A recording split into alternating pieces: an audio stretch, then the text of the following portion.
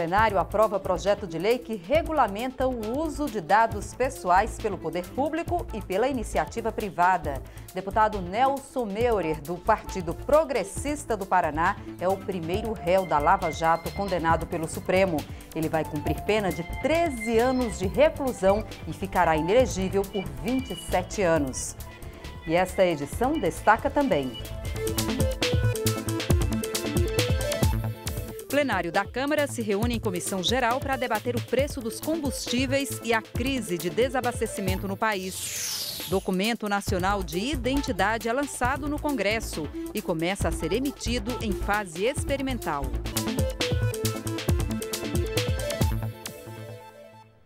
Boa noite, em Brasília, 10 horas e 14 minutos. O Jornal da Câmara começa agora. O plenário aprovou hoje o projeto de lei que regulamenta o tratamento de dados pessoais no Brasil, tanto pelo poder público quanto pela iniciativa privada. A gente vai direto ao Salão Verde falar com a repórter Dini Moraes, que tem os detalhes. Dini, você acompanhou essa votação. Explica pra gente o que muda com esse projeto em relação a dados pessoais, hein? Boa noite. Boa noite, Jaciane. Boa noite a todos que nos acompanham agora ao vivo pela TV Câmara. Bom, essa lei, esse projeto, ele pretende ser uma lei geral aí de proteção de dados dos brasileiros. Ela vem na esteira desse escândalo recente aí envolvendo o Facebook, né, em nível internacional, que envolveu até mais de 400 mil brasileiros, usuários dessa rede social, que houve aí um uso indevido dos dados dessas pessoas por uma outra empresa, né, que acabou compartilhando para outros fins que nem se sabe o que exatamente. Também, em contexto da aprovação dessa lei, está o início do vigor da nova lei de proteção de dados lá na Europa, também tentando proteger dados pessoais. E, hoje, assim, tem uma coisa bem interessante a esse respeito de proteção de dados pessoais. Já aconteceu com você, por exemplo, de você estar na sua casa e uma empresa te ligar e você não faz a menor ideia de como que aquela empresa tem o seu telefone? Pois é, isso acontece e é comum, né, Dini? Pois é. De forma até frequente isso acontece, né? Exatamente. Ou então você vai numa loja e você chega na loja que você nunca comprou na vida e de repente o vendedor abre lá o sistema dele e está lá todos os seus dados. Seu nome, seu CPF, seu endereço. Enfim, essa proposta ela quer evitar justamente isso. Ela quer, por exemplo, ela determina que o compartilhamento de informações da pessoa só poderá ser feito com o consentimento da pessoa. Também determina diversas regras, por exemplo, de como essas informações, esses dados pessoais da pessoa, e aí a gente inclui nome pessoal, nome completo, né, nome de mãe, nome de pai, CPF, RG, endereço, enfim, dados como esses, eles só poderão ser, eles deverão ter regras aí para ser tratados na internet, nos cadastros e também em bancos de dados. Por exemplo, se a pessoa quiser saber se alguma empresa terceira teve acesso ao dado dela num cadastro específico, por exemplo, vamos supor aí o cadastro do Serasa, que é um cadastro negativado, né?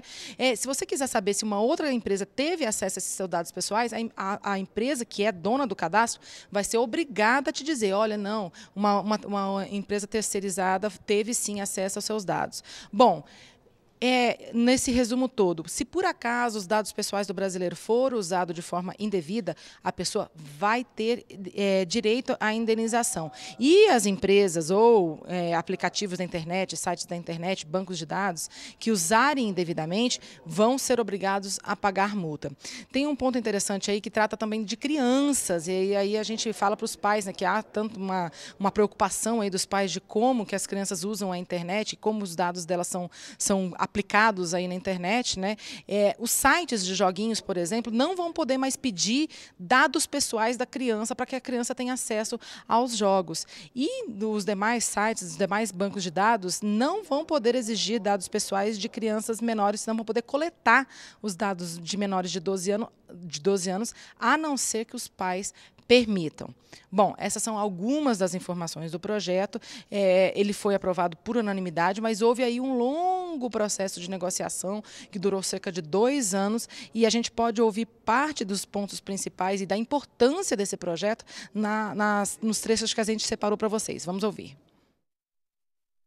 Hoje, o Brasil tem algumas regras no Código de Defesa do Consumidor, algumas regras na Lei de Acesso à Informação, algumas regras no Marco Civil da Internet. Não havia uma lei geral. A existência dessa lei geral vai dar segurança para o cidadão brasileiro, para que os seus dados pessoais não sejam tratados nem manipulados, independente do seu consentimento, para que quem assim o faça tenha sua responsabilidade exigida por parte do Estado. Especialmente e de forma muito especial, aqueles dados que a própria lei considera que são dados sensíveis, como as opções sexuais, opções religiosas, as questões de opções políticas, as opções e características de raça, tudo isso deve ser muito mais do que preservado e guardado para que isso não possa ser exposto. Bom, duas últimas informações. O texto também cria a Autoridade Nacional de Proteção de Dados. É um órgão federal aí que vai agir como essas agências reguladoras que a gente já tem aí para a saúde, né, para as telecomunicações, vai agir aí para fiscalizar essa proteção de dados no país. Agora o projeto está indo para o Senado, só que tem um detalhe. Amanhã já estava agendada a votação de um projeto de proteção de dados pelos senadores. Então, o que vai acontecer com esse projeto ao chegar no Senado ainda não se sabe. Se ele vai ser juntado e os senadores vão votar apenas um projeto ou se eles vão ser analisados de forma separada. Jaciene. Tá certo, Dini. Muito obrigada pelas informações. Boa noite. Até Boa mais. noite. O presidente da Câmara, deputado Rodrigo Maia, defendeu nesta terça-feira o corte de despesas como alternativa para o governo enfrentar a crise de desabastecimento e voltar a gerar emprego. Nós precisamos discutir despesa, corte de despesa.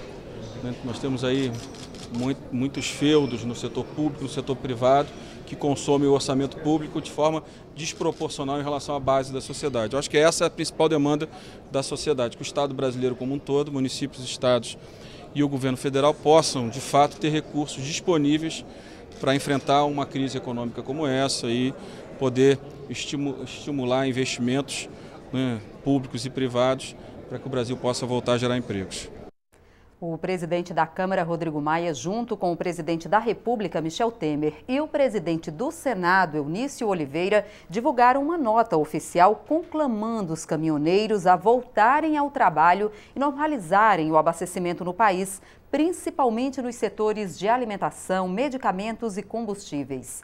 Maia, Oliveira e Temer garantem que o Executivo e o Legislativo estão unidos e assumem o compromisso de colocar em prática, no menor tempo possível, todos os itens do acordo firmado com os caminhoneiros. Eles também afirmam que é preciso evitar que o movimento grevista seja usado com objetivos políticos. E o Senado aprovou nesta terça-feira o projeto de lei da Câmara que zera até o fim do ano a cobrança de PIS/COFINS sobre o óleo diesel. O texto é parte do compromisso assumido pelo governo e pelo Congresso para atender às reivindicações dos caminhoneiros. O texto segue agora para a sanção do presidente da República.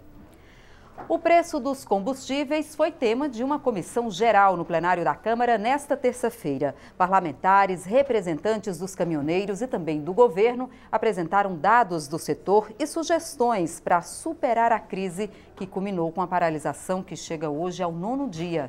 Os debatedores divergiram sobre o fim da greve. Apesar do acordo entre governo e algumas entidades, lideranças afirmaram que os bloqueios nas estradas continuam.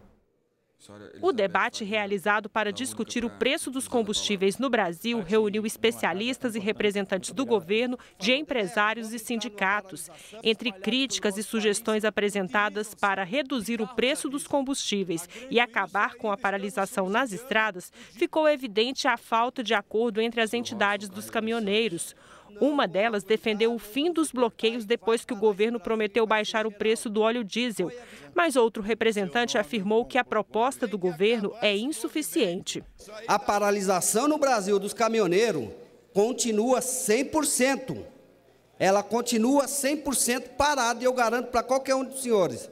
Os caminhões que estão rodando são os caminhões que nós que estamos nas lideranças, na ponta, em vários estados, liberamos. Nós liberamos caminhão com medicamentos, caminhão com combustível para órgãos públicos, alguns caminhões para abastecer alguns postos para não judiar da população. O verdadeiro caminhoneiro reconheceu o serviço e a negociação que foi feita e apoiou. Se até o feriado isso não for resolvido, aí sim, aí esse país vai pegar fogo. E não é isso que nós queremos. A política de preços adotada pela Petrobras, com base no mercado internacional, foi alvo de elogio por uns e também de críticas. Nós queremos combustíveis mais baratos. Tem que baixar o preço do diesel, da gasolina e do gás de cozinha. E de onde sai o dinheiro, deve diminuir o lucro da Petrobras, porque a Petrobras é dos brasileiros. Nenhum saudosismo, nenhuma volta ao passado, nenhum tipo de tabelamento ou artificialismo pode ser suportado pela sociedade brasileira. Eu queria lamentar que o maior responsável por toda essa crise não está presente aqui. Sou Pedro Parente da Petrobras, que nos últimos 10 dias aumentou 5 vezes o diesel, trazendo todos os problemas para todos nós. Ele tinha que vir aqui se explicar do que aconteceu e ele simplesmente, somente não aparece. O ministro de Minas e Energia, Moreira Franco, afirmou que é preciso garantir a integridade da Petrobras. Segundo ele, as políticas de intervenção realizadas anteriormente provocaram prejuízos à empresa. Nós temos que cuidar não só do ambiente tributário nos estados, como do ambiente tributário nacional, para que nós tenhamos racionalidade e, sobretudo, o esforço para praticar o preço justo. O deputado José Carlos Aleluia, autor do requerimento para o debate do plenário, pediu o fim dos bloqueios nas estradas. Como você pode imaginar que um produtor de leite, que produz leite diariamente, o que ele vai fazer com o leite? Portanto, nós estamos aqui em uma reunião, não é por outro motivo que essa Comissão Geral tem uma frequência tão grande de deputados e de senadores. Nós estamos diante de um grave momento nacional. E a sociedade clama, com certeza, por soluções que possam aliviar nesse momento, né, o seu orçamento familiar e que no médio e longo prazo a gente possa ter, não apenas no setor de combustível, mas em todos os outros setores, maior competitividade, transparência, eficiência e, com certeza, melhores preços para a nossa população. Diversas lideranças do setor agropecuário também estiveram na Câmara hoje e traçaram um panorama preocupante dos prejuízos decorrentes da paralisação dos caminhoneiros. Vamos ver. A partir de hoje não teremos nenhuma usina de cana-de-açúcar mais operando, então encerra-se a produção de um combustível brasileiro que tem ajudado a limitar aumento de preço de gasolina. 310 mil empregos em São Paulo estão em jogo, são 150 usinas parando e algumas consequências que a gente pouco lembra. Esse é um setor que também produz energia elétrica a partir do bagaço de cana, a partir da biomassa. E não haverá bagaço, porque não haverá moagem. Nós representamos 40 entidades do agronegócio, entre leite, carne, suínos, ovos, álcool, etanol, açúcar, enfim, todos os segmentos do agronegócio. Os nossos números são estrondosos para o país. O leite é 1 bilhão de litros, 1 bilhão de aves mortas. A questão de saúde pública, nós estamos sofrendo hoje um impacto extremamente pesado para toda a sociedade brasileira. E o agronegócio, que hoje foi o que se revelou na condição de tirar o Brasil da crise, nós vamos pagar uma conta muito alta, toda a nossa sociedade. Não há mais o que fazer. São mais de 30 mil famílias, produtores, que não têm mais aonde colocar os animais. A produção de suíno é uma produção contínua, eles estão sem se alimentar e nós não temos mais onde colocar os animais. As fábricas paradas, as indústrias paradas, é preciso tomar uma atitude imediatamente ou nós vamos ter um desabastecimento total no país. É preciso que se faça justiça imediatamente, principalmente com os produtos perecíveis. O deputado Nelson Meurer, do PP do Paraná, foi condenado nesta terça-feira a 13 anos, 9 meses e 10 dias de reclusão em regime fechado pelos crimes de corrupção passiva e lavagem de dinheiro. A decisão é da segunda turma do Supremo Tribunal Federal. Este foi o primeiro julgamento do STF de uma ação penal relacionada à Operação Lava Jato. O deputado também terá que pagar uma indenização no valor de 5 milhões de reais à Petrobras por danos materiais. Nelson Meurer fica proibido de exercer cargo ou função pública de qualquer natureza por 27 anos. Segundo a denúncia feita pela PGR, Meurer teria recebido 29 milhões e 700 mil reais em 99 repasses mensais de 300 mil reais por intermédio do doleiro Alberto Youssef. O advogado do deputado, Roberto Saliba, disse que vai recorrer da decisão. O deputado não quis se pronunciar. A Câmara ainda não foi comunicada, mas quando a decisão chegar aqui na casa, será encaminhada à Corregedoria, que dará um parecer e estabelecendo as providências cabíveis. A prisão após condenação em segunda instância e a proposta de emenda à Constituição que legitima essa possibilidade foram debatidas nesta terça-feira em um seminário promovido pela Comissão de Constituição e Justiça da Câmara. Participaram do encontro juristas, acadêmicos e advogados. Está em tramitação aqui na Câmara uma proposta de emenda à Constituição que deixa claro no texto a possibilidade de prisão após condenação em segunda instância. O texto dessa PEC dividiu opiniões dos convidados durante o seminário na CCJ.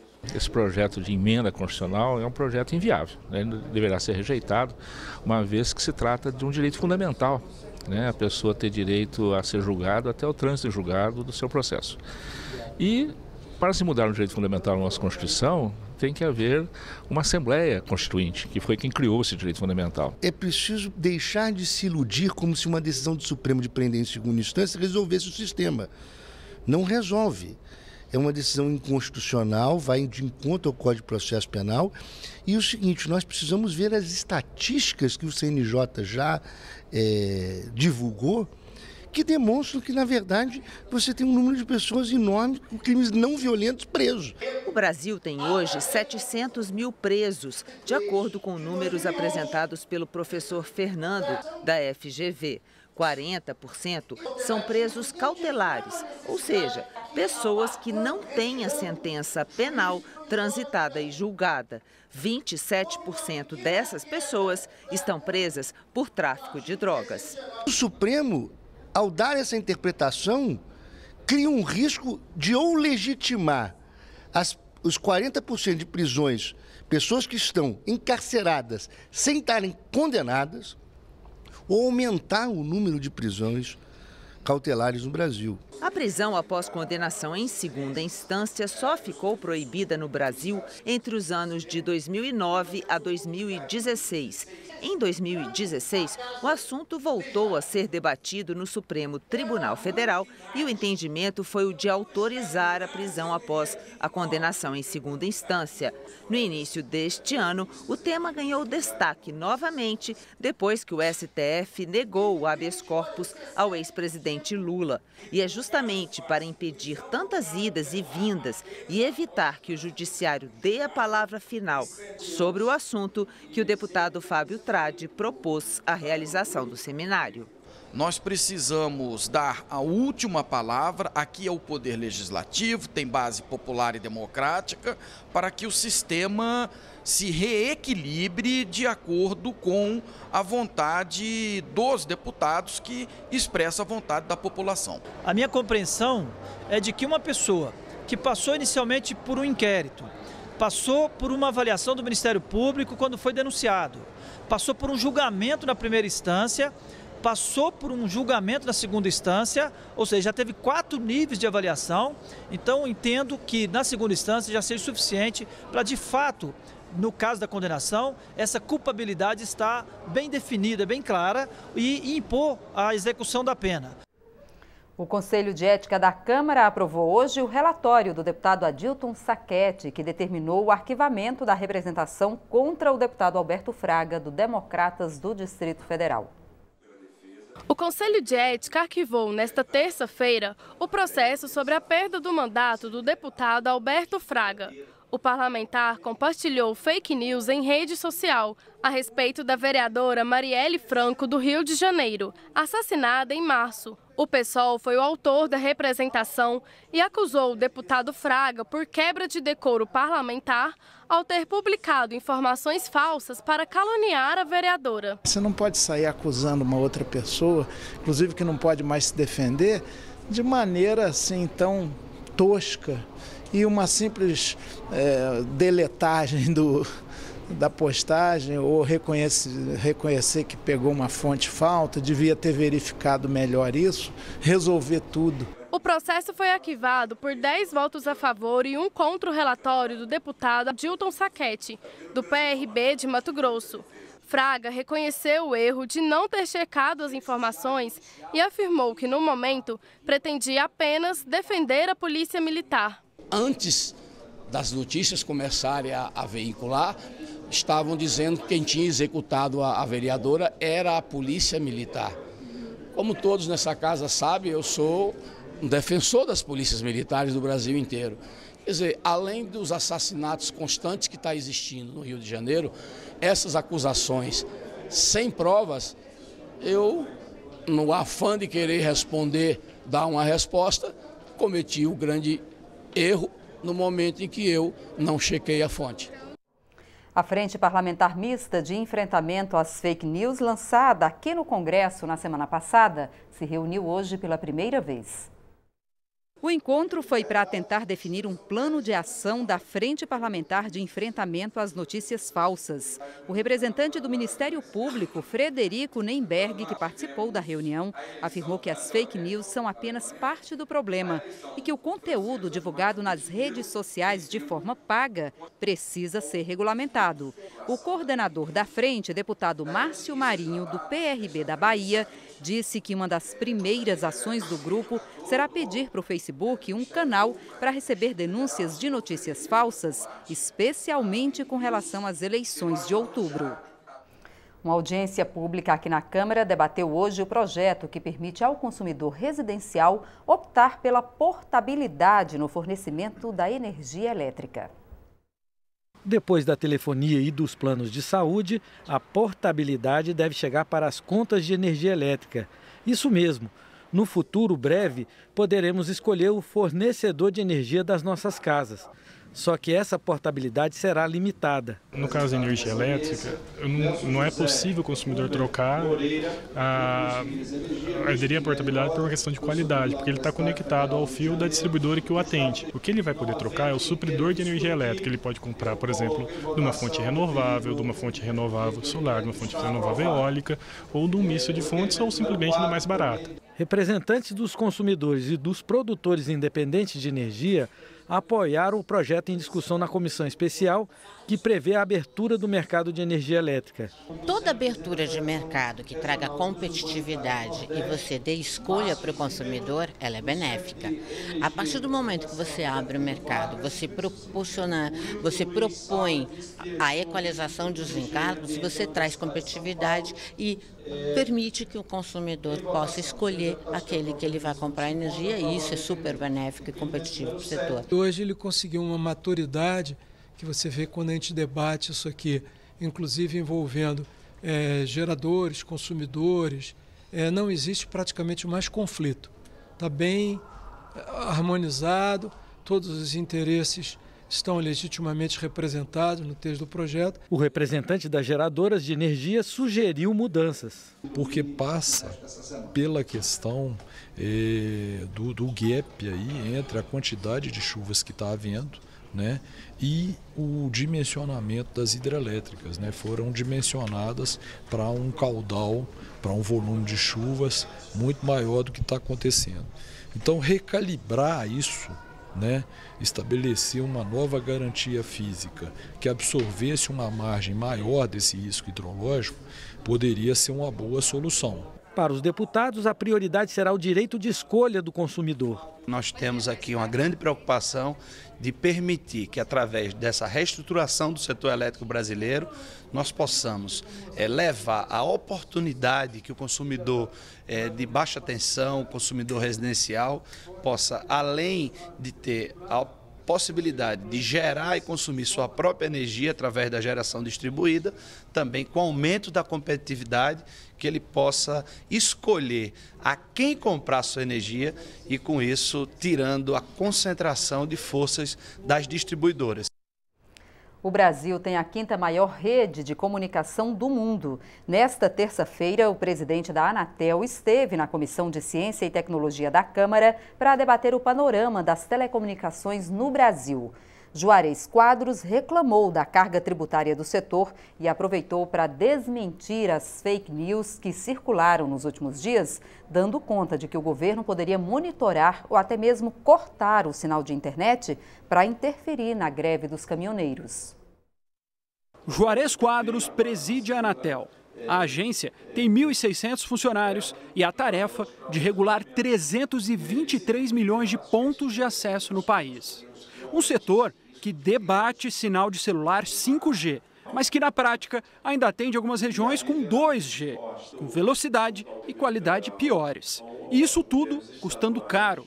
Um problema que vai parar lá na arrecadação de impostos dos estados. O grande ofensor é o ICMS, que é um tributo regido, regulado pelos estados. No estado de Rondônia, que eu citei, mais da metade da conta é tributo. E nos demais estados, hoje a média nacional de tributos é 43%. Essa crítica aí repete aquela feita pelos caminhoneiros parados lá nas estradas. O excesso de impostos. Caminhoneiros e o setor de telecomunicações se encontram também em um outro ponto.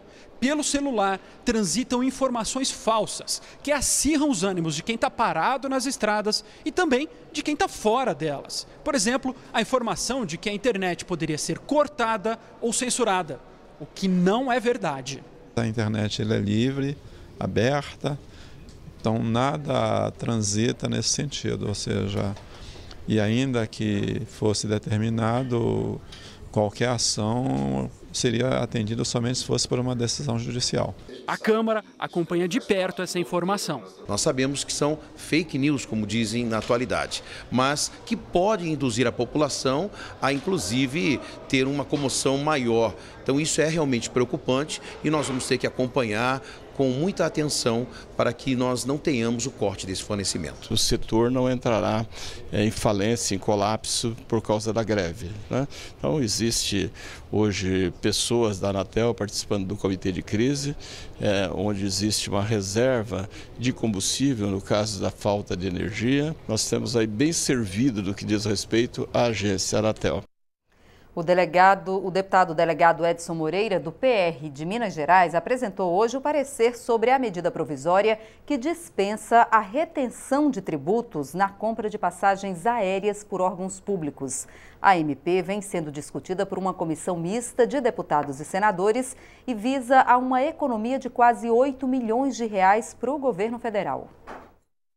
A MP 822 prorroga até o fim de 2022 a dispensa da retenção de tributos federais na aquisição de passagens aéreas pelos órgãos públicos ou entidades da administração pública federal. A dispensa é válida para compras de passagens diretamente nas companhias aéreas, feitas por meio do cartão de pagamento do governo federal, também conhecido como cartão corporativo. Nesta terça-feira, o relator apresentou seu parecer à comissão. De acordo com o presidente do colegiado, o relatório só será votado na próxima semana. O grande objetivo dessa medida provisória é diminuir custo, porque não tem razão, não tem sentido nenhum o governo federal pagar tributo para ele mesmo, o que faz com que careça a máquina de arrecadação, além de também fazer com que haja mais custo na emissão de passagem para o governo federal e acaba que a despesa de custeio acaba sendo alterada, podendo ser muito bem justificada com essa isenção. A MP 822 também mantém a suspensão da cobrança de tributos federais na aquisição de equipamentos e materiais para construção ou modernização de salas de cinema. Depois de analisada pela comissão mista, a medida provisória será debatida pelos plenários da Câmara e do Senado. O Documento Nacional de Identidade, conhecido como DNI, foi lançado nesta terça-feira aqui no Congresso. Com isso, os parlamentares e servidores da Câmara e do Senado serão os primeiros a emitir o documento único, que começa a ser disponibilizado para o restante da população a partir de julho. Os 87 milhões de brasileiros que já fizeram o cadastramento biométrico na Justiça Eleitoral vão começar a fazer o Documento Nacional de Identidade, ou simplesmente DNI, que vai substituir todos os outros documentos pessoais no país inteiro.